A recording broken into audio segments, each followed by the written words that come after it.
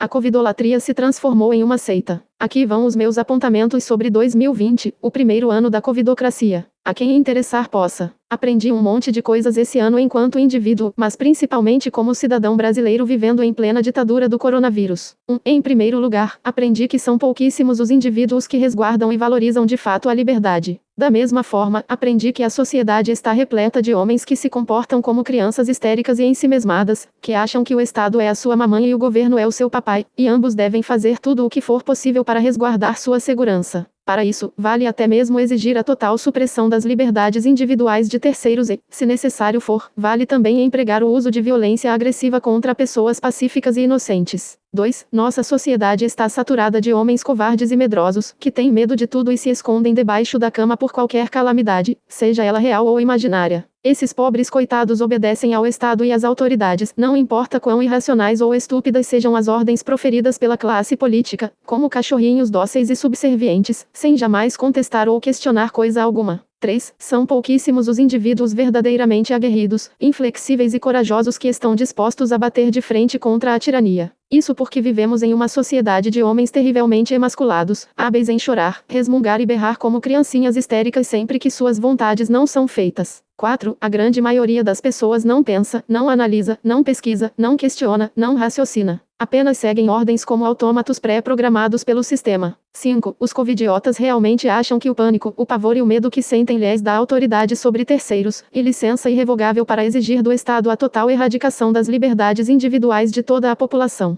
6. Ao defender de forma tirânica, brutal, truculenta, ditatorial, criminosa e intransigente a campanha do Fica em Casa, a esquerda mostrou enfaticamente que não defende os pobres de maneira alguma. Eles foram justamente os mais prejudicados e duramente reprimidos pela ditadura do coronavírus, sendo impedidos de trabalhar, de viver, de produzir e se sustentar. O terrorismo de Estado perpetrado em larga escala contra os pobres e os desfavorecidos foi um verdadeiro holocausto, um bárbaro e deplorável crime contra a humanidade. 7. A covidolatria se transformou em uma seita de histeria de massa. Seus adeptos são controlados pelo medo, pelo pânico e pelo pavor institucionalizado, que é rotineiramente abastecido pelos jornalecos televisivos dos grandes conglomerados midiáticos. 8. Covidiotas não ligam para a ciência, a verdadeira ciência, aquela que não é deliberadamente manipulada para atender uma agenda política, não ligam para a ética e muito menos para fatos concretos. A SARS-CoV-2 não é o vírus mortífero e aterrorizante tão persistentemente alardeado pela mídia. Infelizmente, inúmeras pessoas morreram, mas isso não muda o fato de que, para 99% dos infectados, a Covid vai ser simplesmente uma gripe. 9. Covidiotas são criaturas essencialmente egoístas, pessoas guiadas por um medo mórbido de morrer, que não ligam a mínima para as contingências da realidade, muito menos para as consequências das depravações absurdas, bestiais e irracionais que defendem. As quarentenas destruíram centenas de milhares de empresas, fizeram o desemprego subir às alturas e aumentaram dramaticamente o número de suicídios, em cerca de 40%. Mas para os covidiotas o importante é exigir que todo mundo fique em casa. Dane-se todas as pessoas que vão morrer em consequência da destruição econômica.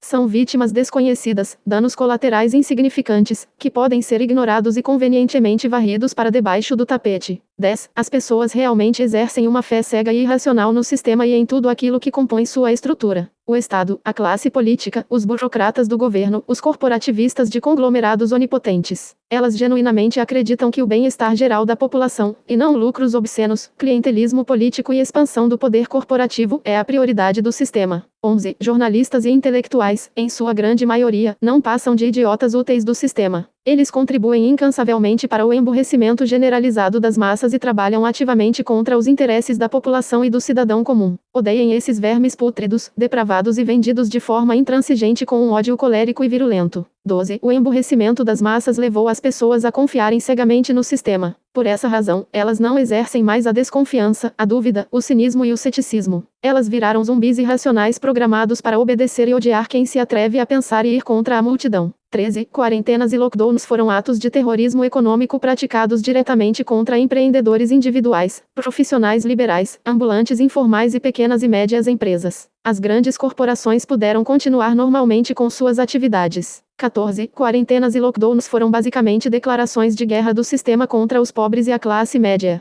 Os ricos, os poderosos, a classe política e a elite dominante puderam continuar levando suas vidas normalmente, sem maiores inconvenientes. 15. Todos os bilionários do mundo aumentaram dramaticamente suas fortunas durante a ditadura do coronavírus. Para citar apenas um exemplo, Jeff Bezos, da Amazon, aumentou seu patrimônio em 44 bilhões de dólares. Isso aconteceu porque o Estado garantiu que milhares de pequenas e médias empresas fossem sumariamente destruídas com os lockdowns, que na prática foram maneiras eficientes dos grandes conglomerados de eliminar sistematicamente a concorrência. A pandemia foi apenas um pretexto oportuno para exigir que todas as pequenas e médias empresas fossem arbitrariamente fechadas. 16. Se tem uma coisa que podemos aprender com a ditadura do coronavírus, é que o Estado não existe para defender os interesses dos indivíduos, mas das grandes corporações e das poderosas oligarquias que controlam o Leviatã. É, portanto, o dever e obrigação máxima do Estado subjugar toda a população e submetê-la à agenda dessas instituições, visto que o Estado é simplesmente o empregado e o serviçal de interesses maiores. 17. A esquerda, justamente por tentar coibir a força a atuação de iniciativas individuais e de empresas pequenas, acabou trabalhando como idiota útil para o sistema. 18. Apesar da realidade escancarar os fatos de forma sistemática e contundente na cara da população, as pessoas são tão cegas que não conseguem enxergar o óbvio. O complexo industrial farmacêutico, uma das indústrias mais corruptas do mundo, cooptou o sistema político, que assumiu a tarefa de implementar a agenda sanitária da crise fabricada. 19. Os grandes conglomerados farmacêuticos estão em acirrada disputa por poder, dinheiro e liderança no mercado, mas o populacho realmente acredita que essas companhias são movidas por amor, abnegação, altruísmo e generosidade, como personagens de contos de fadas. 20. Por fim, mas não menos importante, meu feliz 2021 vai apenas para quem faz parte da resistência e luta ativamente contra a ditadura do coronavírus, contra a covidocracia, a covidolatria e a histeria irracional e generalizada das massas. A essas pessoas, que contestam, questionam, analisam, pensam e desobedecem ativamente ordens injustas, meus sinceros votos de felicidade. Estamos juntos na luta contra os covidiotas e os coronazistas. Wagner Herzog, colaborador de periódicos, jornais e revistas, e portais eletrônicos, analista político e crítico musical.